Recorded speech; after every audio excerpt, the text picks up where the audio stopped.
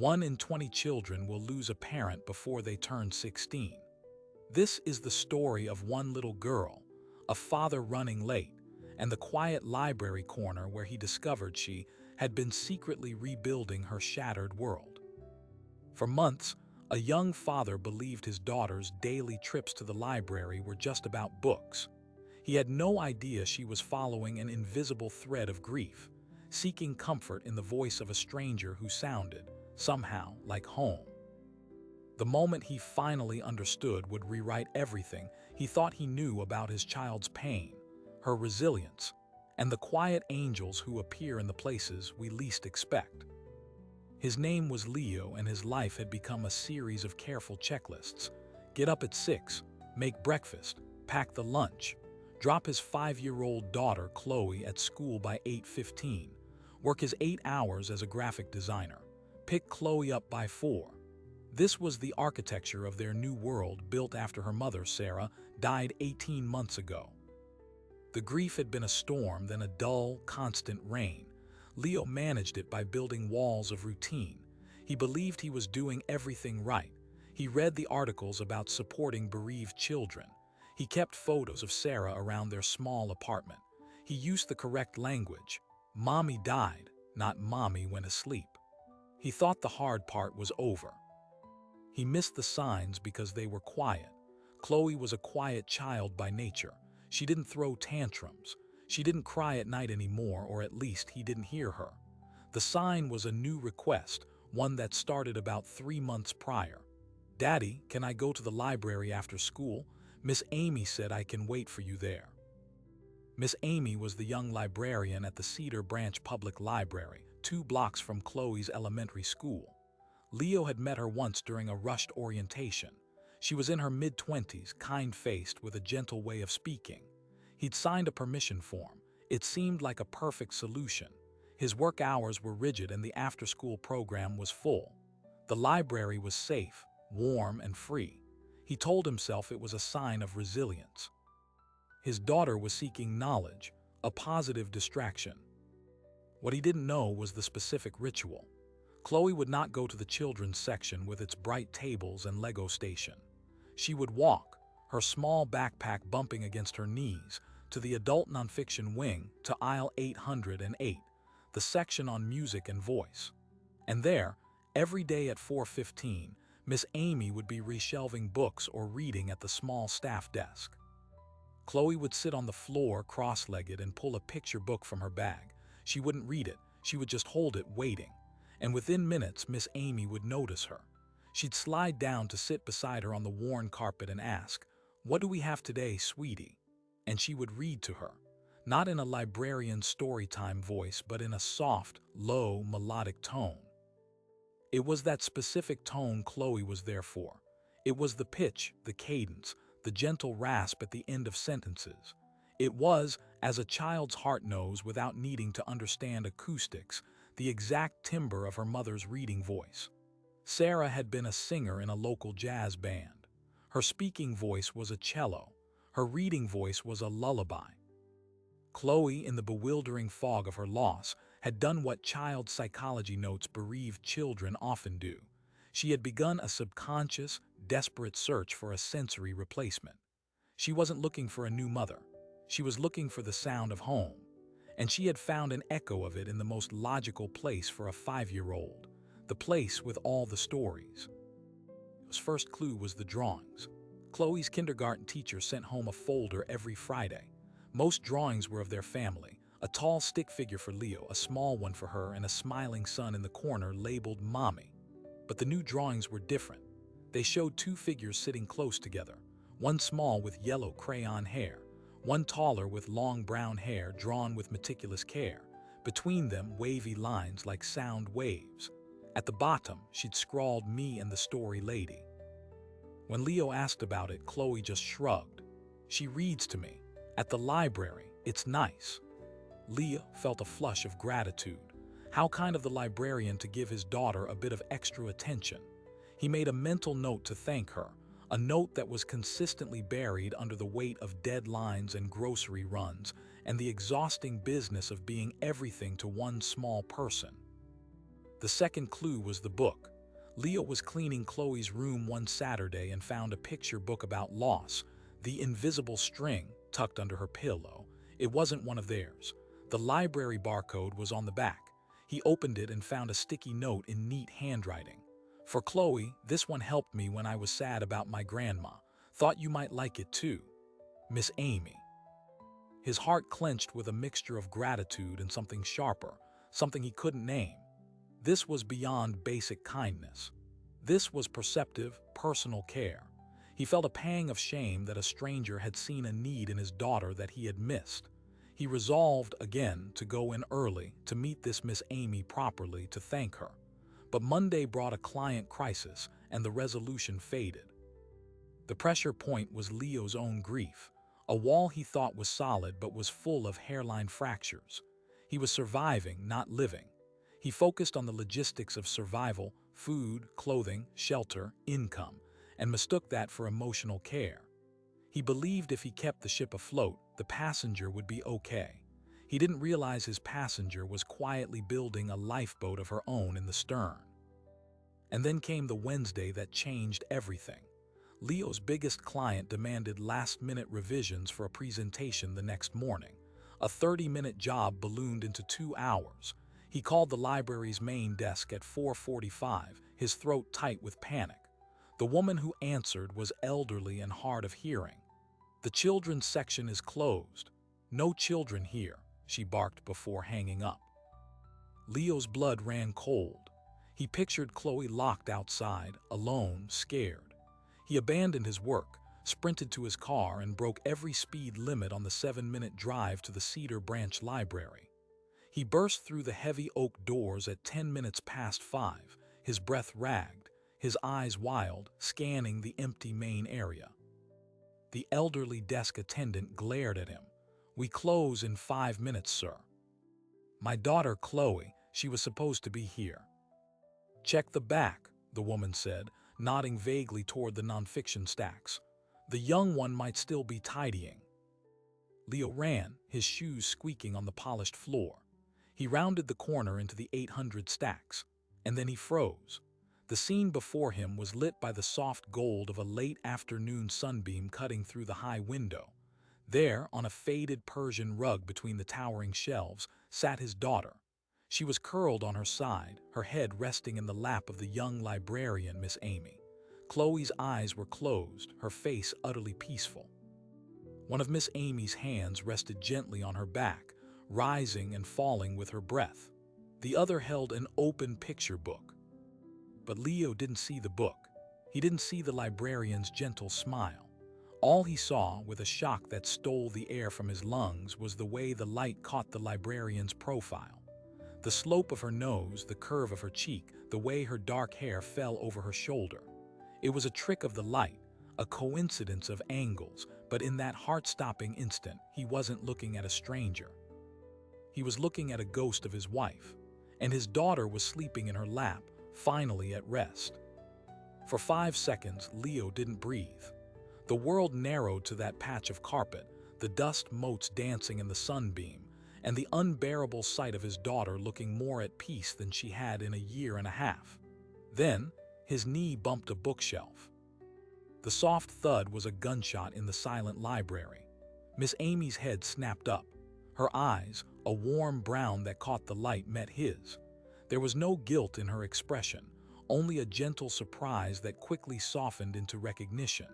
She held a finger to her lips, then carefully, so carefully, she began to extricate herself from under Chloe's sleeping form. Leo watched, paralyzed, as she slid a cushion from a nearby reading chair under Chloe's head without waking her. She stood, smoothing her soft cream sweater, and walked toward him, her steps silent on the carpet. Up close, the resemblance was less a stark copy and more a haunting collection of echoes. The way she tucked her hair behind her ear, the gentle slope of her shoulders. It wasn't that she looked like Sarah. It was that she felt like her. "I'm so sorry," Leo whispered, the words scraping his throat raw. "My meeting ran over the traffic. I called." "It's okay," she interrupted, her voice low and melodic, exactly as Chloe had described. "She's safe. She's always safe here." Those last four words landed with the weight of a confession. Always. This wasn't a one-time kindness. This was a ritual. Leo's gaze flickered back to his sleeping daughter, then to the librarian's face, which was now etched with concern for him. "Mr. Evans, are you all right? You look like you've seen a ghost."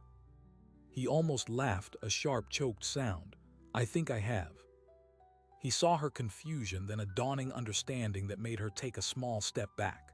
Her hand went to her throat. "Oh," she breathed out. "Chloe, she talks about her mom. She said she used to read to her every night." In a voice like, Miss Amy stopped, her own realization silencing her. She looked at Leo with something like horror. "Oh no, do I?" "You read to her," Leo said, statting it to make it real. "Every day." "Almost every day, yes, for about an hour until you come. She waits for me. I thought," Miss Amy swallowed hard. "I thought she just liked stories. I thought she was a lonely little girl who found a quiet friend in the stacks. I had no idea I was standing in for someone." The institutional consequence landed first. The elderly librarian from the front desk appeared at the end of the aisle, her keys jangling. "Amy, we're locking up. The child's father is here, yes. Good. Out, everyone out." The spell was broken. Leo moved mechanically, kneeling to gently wake Chloe. Her eyes fluttered open, and for a blissful second she smiled up at him with a serenity he hadn't seen since before Sarah got sick. Then she registered where she was, and a faint pink flush of embarrassment colored her cheeks. "Daddy, you're late." "I know, Bug, I'm so sorry." He helped her up, her small hand hot in his. As they gathered their things, Amy spoke quietly, her professional demeanor returning like a shield. "I'll walk you out." The three of them moved through the darkening library, the silence between them thick and heavy. At the main doors, Amy turned to him, her expression earnest. "Mr. Evans, I want you to know this was never meant to be a secret. Chloe is a remarkable little girl. She's processing so much. The books she chooses, they're not random." Leo's mind flashed to the invisible string under her pillow. "What do you mean?" "She gravitates toward specific themes. Books about loss, yes, but also about strong women, about music, about gardens. Your wife was a gardener, wasn't she?" Leo felt the floor tilt. Sarah had kept a rooftop garden, a jungle of herbs and flowers in their old apartment. He'd had to give it up when they moved. He never told the library that. "How could you possibly know that?" "Chloe draws them. She tells me. My mommy's flowers were blue and loud. I didn't understand that until she brought in a picture of lupins." Amy's voice softened further. "She's not just mourning, Mr. Evans. She's curating a museum of her mother. And for some reason, she's decided I'm the docent." The personal consequence hit Leo like a physical blow. His daughter had been building a shrine, and he, the architect of her daily life, had been utterly unaware of its construction. He'd been so focused on keeping the walls standing, he never noticed the altar she'd built in the corner. The drive home was silent. Chloe stared out the window, clutching her backpack. When they got inside their apartment, Leo made her favorite mac and cheese, but the normalcy felt like a lie. After her bath, as he was tucking her in, he finally found his voice. "Chloe, sweetheart, Miss Amy, you spend a lot of time with her." Chloe nodded against her pillow, her wet braids soaking the cotton. "She's nice. She doesn't use the baby voice." "Does she?" Leo chose his words with immense care. "Does she remind you of Mommy?" Chloe's eyes, so like Sarah's, filled with immediate tears. She didn't speak for a long time.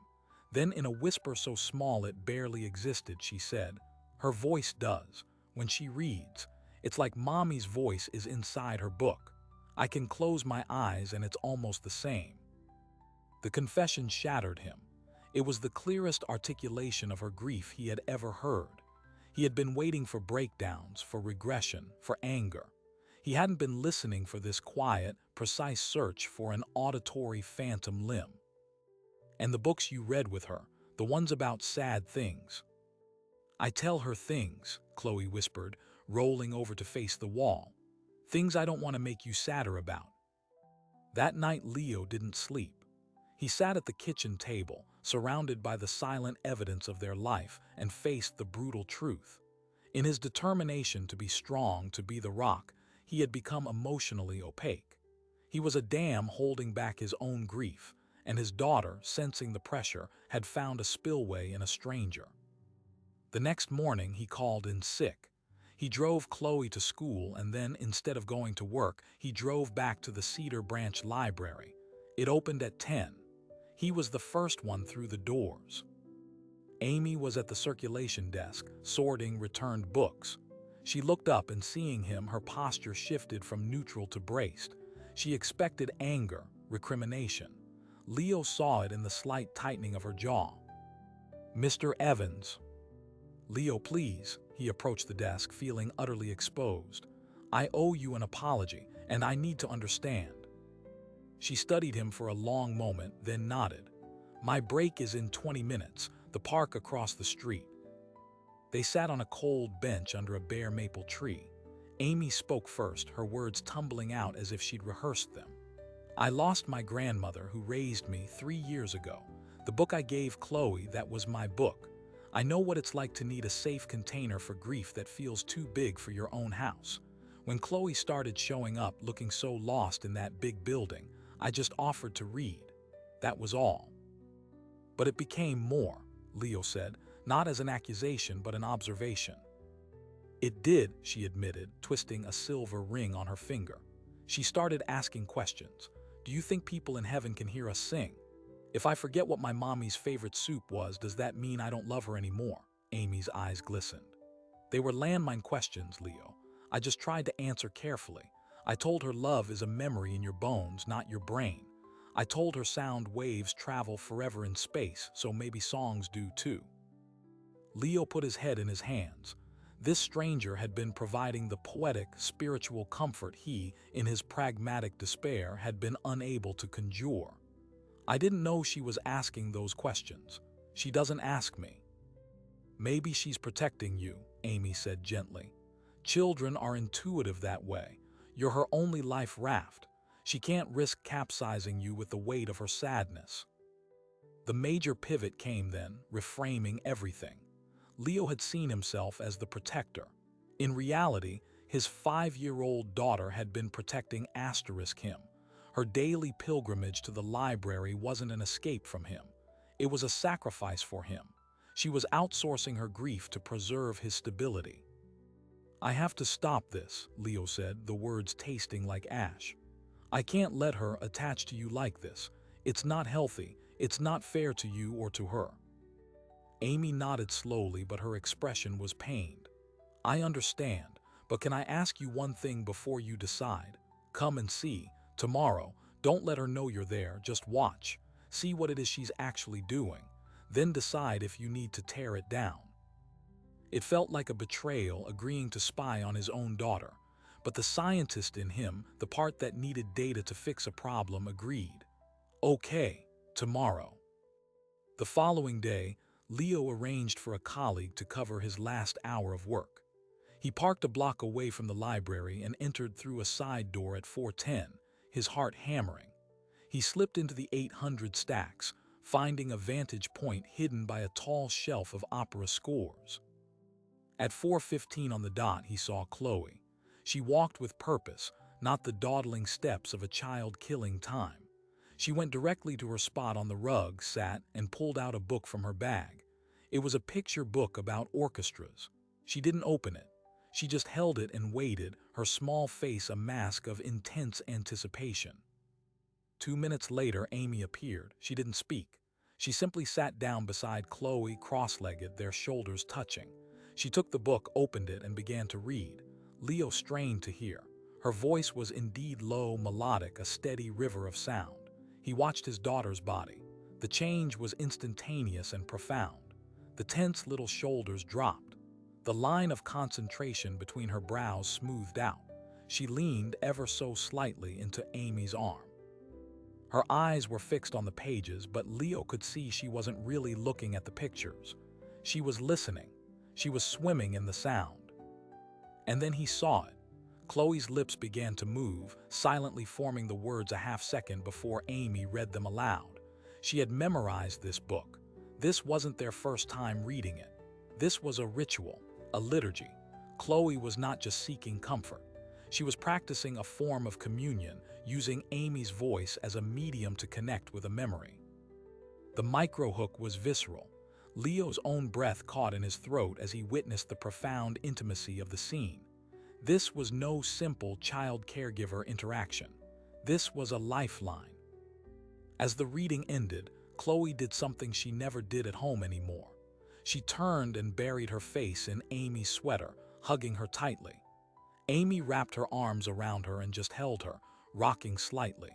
She whispered something into Chloe's hair that Leo couldn't hear. That was the bridge. That silent hug in the dusty, sacred quiet of the library was the high-tension pivot point. Leo knew then that he faced an impossible choice. He could rip his daughter away from this source of solace, enforcing a boundary that might feel right to him but would devastate her. Or he could step into this fragile, unorthodox triangle and risk his own heart in a way he had sworn never to do again. Leo didn't approach them. He slipped out the side door as quietly as he'd entered. The image of that hug burned onto the back of his eyelids. He drove home on autopilot, but his mind was a war room, strategies and fears battling for dominance. He couldn't sever the connection. Not yet. But inviting the librarian deeper into their lives felt like playing with an open flame. He decided on a middle path, one that gave him control. That evening he sat Chloe down. "Bug, I saw you at the library today with Miss Amy. It looked really nice." Chloe's face went pale. "You were spying." "I was checking on you, and I'm glad I did." He took a deep breath. "I think it's wonderful that you have a friend there, but I also think maybe I'd like to be part of it sometimes. Would it be okay if once a week I came a little early and stayed for story time?" The relief on her face was so profound it was another knife to his heart. She thought he was going to forbid it. Instead, he was asking permission. "Really? You want to listen too?" "I do," and he added the next part crucial. "Maybe sometimes Miss Amy could come here for dinner. So it's not just a library thing, it's a friend thing." The first dinner was a silent, awkward affair. Amy brought a loaf of banana bread. Chloe chattered nervously, a performance of normalcy. Leo asked polite questions about her work. Amy answered in kind. It was a diplomatic summit, not a meal, but a line had been crossed. The library ritual now had a footnote in their home. The escalation began subtly. Chloe started drawing pictures for Amy to take home. Amy, in turn, began leaving books in their mailbox with little notes. "Thought you might like this one, Leo." They were never about grief. They were about single fathers, about artists, about quiet resilience. She was reading him, too, and responding in the only language she knew. Then came the first countermove from the outside world. Chloe's kindergarten teacher requested a conference. Mrs. Gable was a veteran educator with kind eyes and a no-nonsense demeanor. Chloe is a sweet girl, but she's increasingly detached during class time. She spends a lot of time drawing in her notebook, and the content worries me. She slid a drawing across the table. It was more detailed than her others. It showed 3 figures, one labeled Daddy, one labeled Me, and in the middle a figure with long hair labeled with a question mark. Arrows of light connected the question mark to a small, smiling sun in the corner. At the bottom she'd written, "Where does the missing piece go?" "She talks about the library lady often," Mrs. Gable said gently. "I'm concerned she's developing an attachment that might be displacing the processing she needs to do with you, her father. Have you considered counseling?" Leo felt defensive heat rise in his chest. Miss Amy has been a supportive friend. She's not replacing anything. "I'm sure her intentions are good," Mrs. Gable replied, her tone careful. "But children in grief are like vines. They will cling to the nearest available support. Sometimes, out of love, we have to be the trellis they're guided to, even if another surface seems easier to climb." The institutional pressure was now formal. The teacher's concern was a warning shot. If this perceived dependency grew, it could trigger involvement from school counselors, questions about the home environment. Leo's role as a competent father was being indirectly questioned. The wait it gets worse moment arrived on a rainy Thursday. Leo arrived early at the library as planned. He was walking toward the 800 stacks when he heard Amy's voice, but it wasn't the reading voice. It was strained, emotional. Peering around a shelf, he saw her sitting with Chloe, but the book was closed in her lap. Amy was crying. "It's okay to be angry, Chloe. It's okay to be so mad that she's gone. I was furious when my grandma died. I yelled at the sky. I kicked a trash can." "I don't want to be mad at Mommy," Chloe whispered, her own face crumpling. "You're not mad at her. You're mad at the asterisk, the sickness, the universe, the empty chair." Amy wiped her eyes with her sleeve. "Your mom would want you to feel all of it, even the ugly stuff, because that's how you know the love was real." Leo stood frozen. This was no longer just providing comfort. This was active grief coaching. Amy was navigating waters Leo was still terrified to sail into, and she was doing it with an authority that came from lived experience. In that moment, he felt an irrational surge of jealousy, followed by a crushing gratitude. She was giving his daughter a gift he felt incapable of giving. He cleared his throat, announcing his presence. Amy looked up, hastily wiping her face, a flash of guilt in her eyes. "Leo, I didn't hear you." "That's okay," he managed. The car ride home was heavy. "Chloe, what you and Miss Amy were talking about, you can talk to me about those things too, the angry things." Chloe looked out the window at the streaking rain. "It makes your eyes get dark, Daddy. When I talk about Mommy being sad, it makes you hurt, and then I have to stop being sad so I can make you better." The second-order consequence was now clear. Chloe's library trips weren't just about finding a voice like her mother. They were about finding a container for her rage and confusion that wouldn't crack under the pressure. Leo was the cracked container. Amy was the sturdy one. He started seeing a grief counselor himself. He admitted his failure in his first session. "My daughter found a better parent in a public library." The counselor reframed it. "She found a complementary support. Your job isn't to be everything. It's to be her safe base. It seems this woman is helping you be that by holding some of the load you've been carrying alone." The revelation that changed everything came from Amy herself. A month into their uneasy new normal, she came for dinner and brought a photo album. "I thought you might want to see this," she said to Chloe. "My grandma, the one I told you about." Chloe pored over the pictures of a smiling elderly woman with gardens and cats. Leo brought over coffee, glancing at the album. His breath hitched. There, nestled among the photos, was a picture of a much younger Amy, maybe 16, standing with her grandmother in front of a community theater. They were holding flowers. The poster behind them advertised the summer musical, The Sound of Music. And the woman playing Maria, the lead role, was listed as Sarah Evans. Leo's wife, Sarah. His coffee sloshed onto the table. Where was this taken? Amy looked up, confused by his tone. "Oh, at the Riverwood Community Playhouse. My grandma volunteered there for decades. I did tech work as a teen. That was, gosh, the last show before the director retired. The woman who played Maria was incredible, a local singer. She was so kind to me." Leo pointed a trembling finger at the woman in the picture. His Sarah, radiant in a nun's habit, her arm around a teenage Amy. "That's Chloe's mother." The color drained from Amy's face. She stared at the photo, then at Leo, then at Chloe, her mind visibly racing, connecting dots at lightning speed. "No, that can't be." "It is." Leo's voice was hollow. "Sarah Evans. She sang in a jazz band, but she did community theater for fun." Amy brought a shaking hand to her mouth.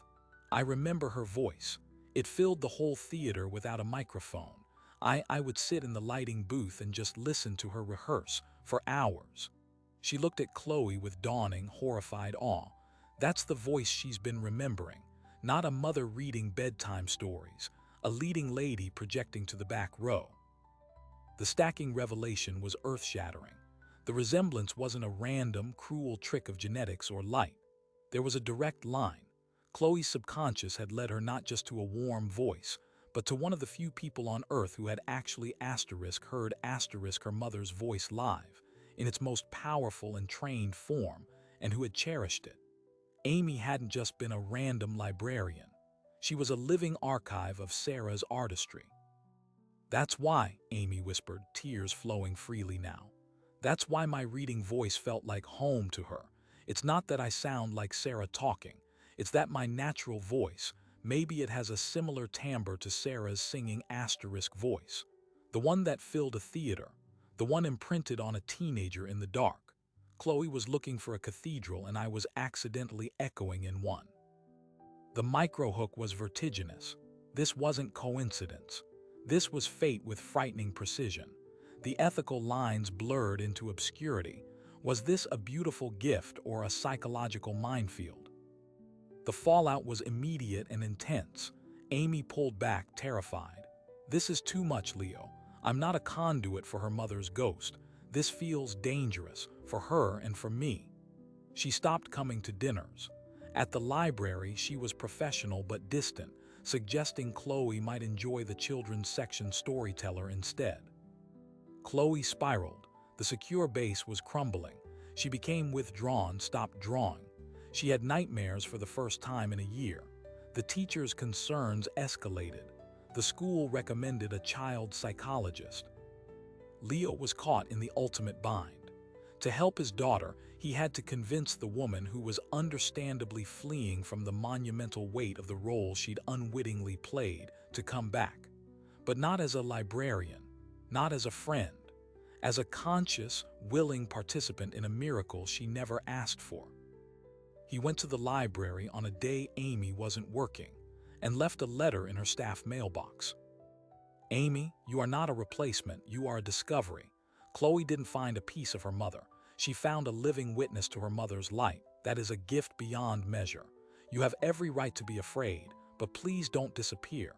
She doesn't need you to be Maria. She just needs you to be the person who remembers how the music sounded and isn't afraid to hum a few bars. We need you, not as a ghost, but as our friend. Please." The major transition line came 3 days later in the form of a text message. It was from Amy, and it contained just an address and a time. It wasn't the library. It was the Riverwood Community Playhouse, the stage where Sarah had sung and where a teenage girl had listened in the dark. The place where this story had actually begun, years before anyone knew it was a story. The next act would start on that hollow, dusty stage under the ghost light.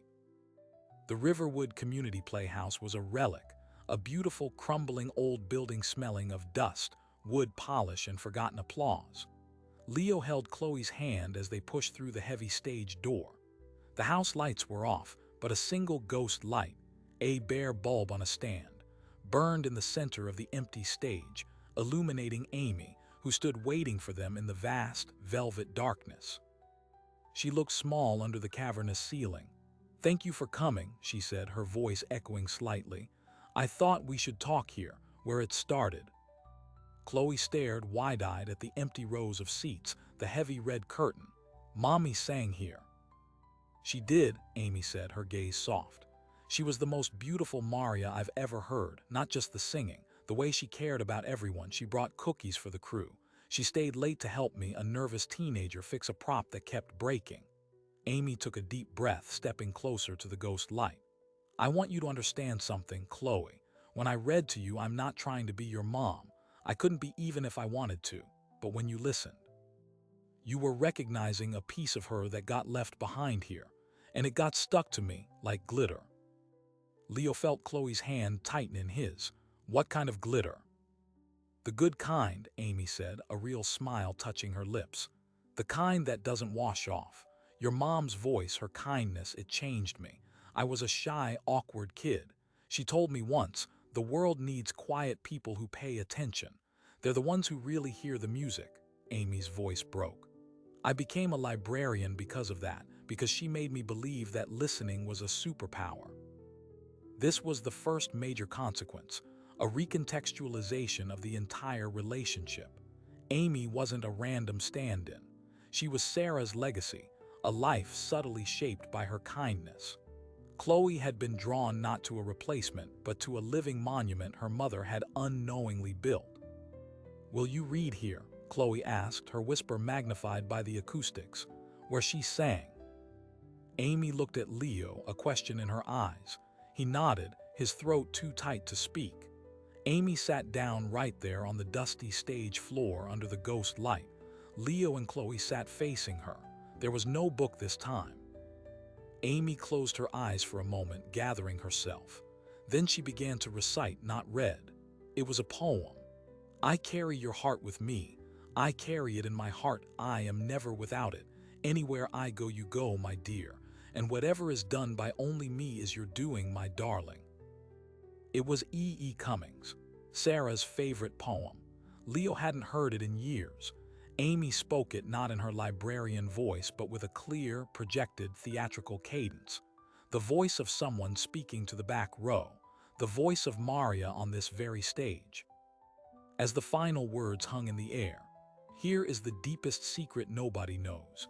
Here is the root of the root and the bud of the bud, and the sky of a tree called life, which grows higher than soul can hope or mind can hide. And this is the wonder that's keeping the stars apart. I carry your heart.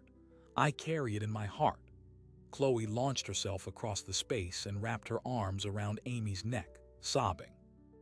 Not sad sobs, released sobs, the sound of a lock clicking open. Amy held her, rocking, crying herself. Leo joined them, wrapping his arms around both of them there on the stage. It wasn't a replacement. It was a consolidation. Three people connected through love and loss and a voice that had traveled through time. The aftermath was a recalibration of their entire world. Amy didn't retreat. She stepped forward with clear eyes and new boundaries. She became Auntie Amy, a title that felt right to everyone. The library visits continued, but now they were open, discussed. Sometimes Leo would arrive early and read with them. Sometimes they'd all go for ice cream after. Leo, empowered by the therapist and freed from the burden of being the sole emotional caretaker, began to find his own voice in Chloe's grief. He started sharing his own memories, the silly ones, the frustrating ones, the unbearably tender ones. He didn't hide his tears anymore. And Chloe, seeing his sadness not as a fragile thing to be protected, but as a shared language, began bringing her big questions to him, too. The school counselor's concerns melted away as Chloe re-engaged in class, now using her drawings to tell stories about her mommy and Auntie Amy at the theater. She was integrating, not escaping. The central promise from the hook was resolved. The father, by being late, had discovered not a problem to fix, but a profound, pre-existing support system his daughter had built from the shattered pieces of her world. He learned that healing isn't a solitary construction project. It's a community garden. And sometimes, the most crucial caretaker arrives wearing a librarian's cardigan and carrying a book. A year later, on the anniversary of Sarah's death, they didn't go to the cemetery. At Chloe's suggestion, they went to the playhouse. The community theater was putting on a production of The Sound of Music. Amy had pulled some strings. They sat in the front row. When the actress playing Maria sang "My Favorite Things" for the first time, Chloe reached over and took both Leo's and Amy's hands. She didn't cry. She smiled, a small, knowing smile, and whispered, "Mommy's glitter is everywhere." The final surprising detail came a month after that. Amy was helping Chloe clean out a closet at home when they found a box labeled Sarah's Memories that Leo had been unable to open. Inside, among old programs and pressed flowers, was a handwritten journal. On the last page, an entry dated just a few weeks before she got sick. Sarah had written, "Saw that quiet girl from the theater today, Amy. She was working at the library checkout desk. She looked happy in her element. Told her again she has a wonderful voice for reading aloud. She blushed. I hope she uses it. The world needs more people who understand that stories aren't just read, they're heard. In here she drawn a heart, planted a seed. Hope it grows." Amy read the entry, her hand trembling. She showed it to Leo. They realized the stunning, full-circle truth. Sarah hadn't just passively inspired Amy. She had actively, intentionally encouraged her. Chloe's subconscious pilgrimage to the library wasn't just a child finding comfort. It was a daughter, guided by invisible threads of love, returning to a seed her mother had planted and finding it had grown into a sheltering tree. The narrative loops closed with a quiet, breathtaking click. Love was the root of the root and the bud of the bud. It was a tree called life, and against all odds, in the most ordinary of places, it had kept growing. Now their family portrait had three figures, not a triangle with a missing side, but a new shape, sturdy and whole, built around a permanent, glowing absence. They had learned that grief doesn't end. It changes form. It becomes the soil in which new love takes root. And sometimes that new love has a familiar voice and arrives exactly on time, even when you're running late. So what do we do with a story like this? A story that feels less like a coincidence and more like a quiet, determined kind of magic. The research tells us that 1 in 20 children will walk this path of loss. Their brains, in the protest phase of grief, will actively search for reminders of the parent they've lost. We call it psychology. Chloe called it following the sound of a voice to a library floor. Both are true. Science maps the territory, but the human heart still has to make the journey. This story asks us to reconsider what we label as a problem. Was a child's deep attachment to a kind librarian a crisis to be managed, or was it the solution she instinctively engineered? The school saw a potential issue. Leo saw a mystery. Chloe saw a bridge. And in the end, the bridge held. It held because it was built on something real, not on replacement, but on resonance.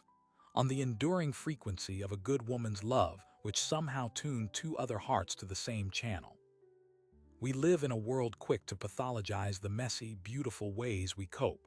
We want clean narratives and clear boundaries. But life, especially a life touched by profound loss, is often about learning to live in the liminal spaces. In the space between a memory and a living person. Between a mother's song and a librarian's recitation. Between what was shattered and what is being rebuilt with the pieces. Sarah's journal entry is the quiet heartbeat of this entire tale. It reminds us that the kindnesses we scatter, almost without thought, are never wasted. They are seeds. Some lie dormant for years, waiting for the exact right conditions of rain and sunlight and desperate need to sprout. Amy was that seed. Chloe was the rain. And Leo's love was the sunlight that allowed something new and beautiful to grow where they thought only sorrow could live. This is the broader implication.